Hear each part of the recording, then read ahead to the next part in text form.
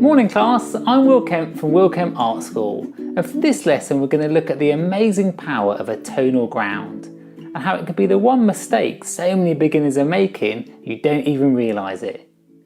The first thing that you often do when you first start painting is to grab one of these, a white canvas, and then to start your painting directly on top of here. For most of my paintings, I'd say about 80 to 90%, I use what's called a tonal ground. So here's one that is made with yellow ochre. You can see what a bright colour it is. It's got this really lovely glow to it underneath it. This can do so many great things for your painting. It can enable your paintings to be made quicker. You can establish your tones from your darkest darks to your lightest lights really quickly. You can bring a real mood to your picture very simply. And it can be the one technique that can take your paintings from looking really amateur to really professional really easily. So I'm going to show you now how I make a yellow ochre tonal ground and some of the other colours that you can use for a more subtle approach. So depending which brand of paint you're using, the actual thickness of the acrylics will vary. So this is from Golden Paints and this is their heavy body range. So when I put that out with the palette knife, you can start to see it really holds its shape very well. So when you're first applying a colour ground onto your canvas, you don't want to apply it too thick, so you don't want to apply it straight from the tube.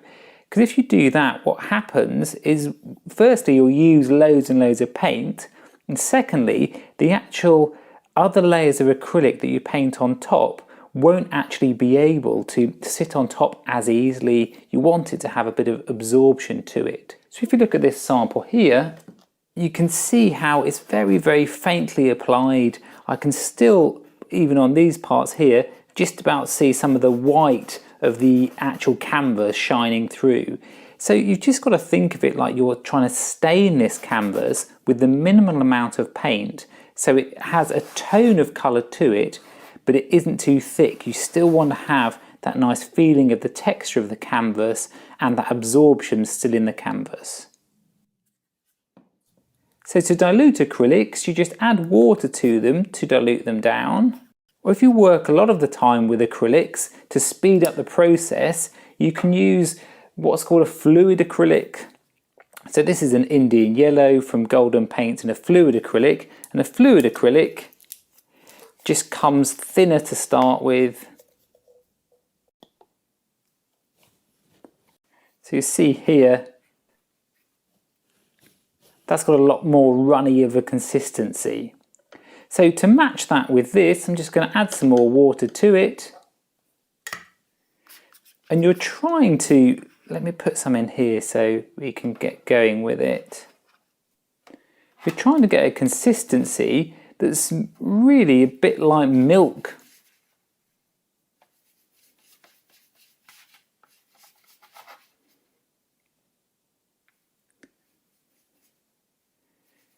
So it's quite a watery mix here. And just to show you on the canvas,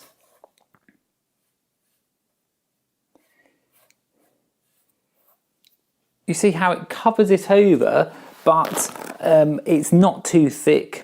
For this example, I'd probably have it a little bit thicker than that, not quite as watery. So I'll just take that off. Add a bit more of the acrylic paint into it, and a bit more water.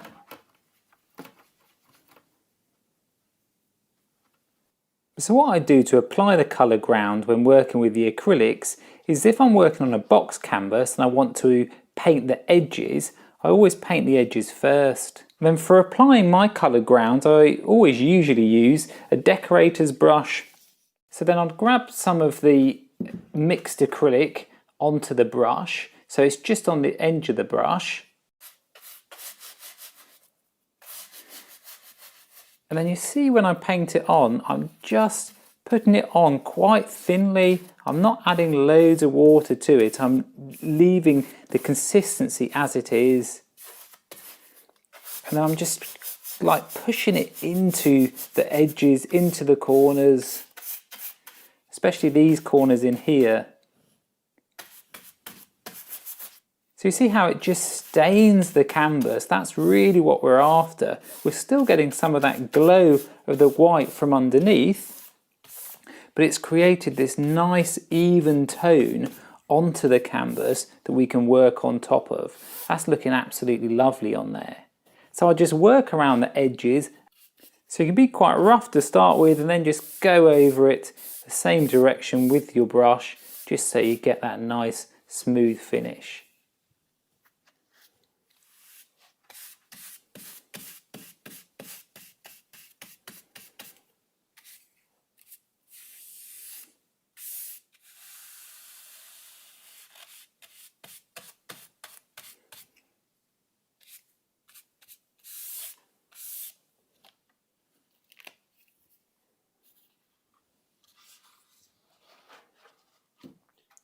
So if you need to mix up a bit more paint, just do that at each stage. So that consistency between milk and cream, really, that's what we're after. So the first part you can put on, quite roughly again.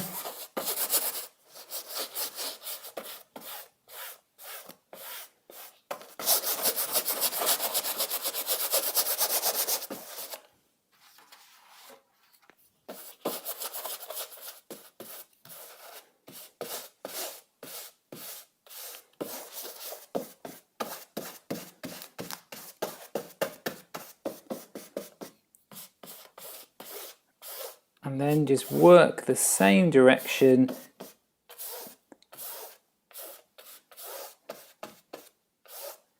Watch any edges, just get it nice and smooth so you don't get any real overruns.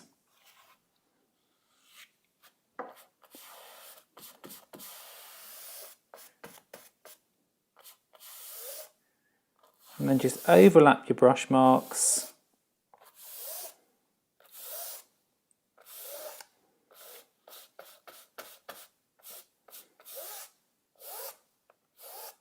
And now what we've got is a lovely coloured ground, so that it's thin enough that when we put a pencil mark on or our next layers of paint, they'll grab onto that canvas really easily, but it's opaque enough so it covers over all the white, and then we can build up our painting from here.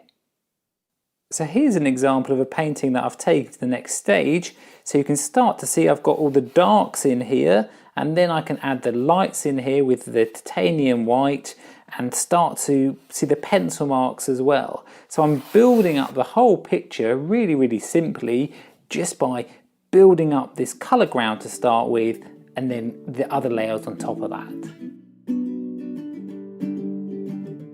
So this is a grey mid-tone tonal ground, and this is made with a mix of raw umber and white, just painted onto board for this example.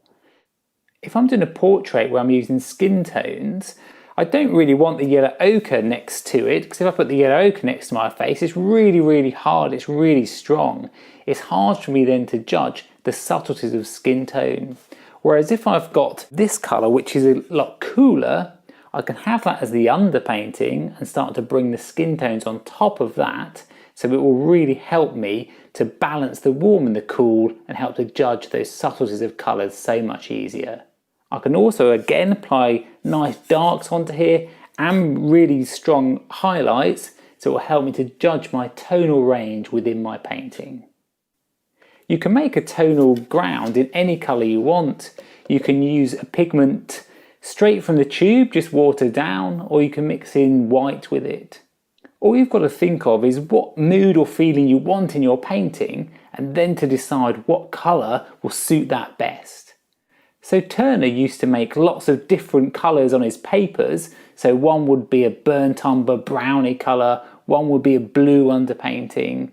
And then if he was out sketching or out looking at a scene to paint, he'll just go through his colours that he had with him and see which one had the general tone, the general colour tone to what he was looking at. Then he'll just start to work onto that colour, and half your work's already done for you because you've got a great base to work onto. And these are the concepts that I work with for my paintings, and they can be so effective to get really professional results from your acrylics.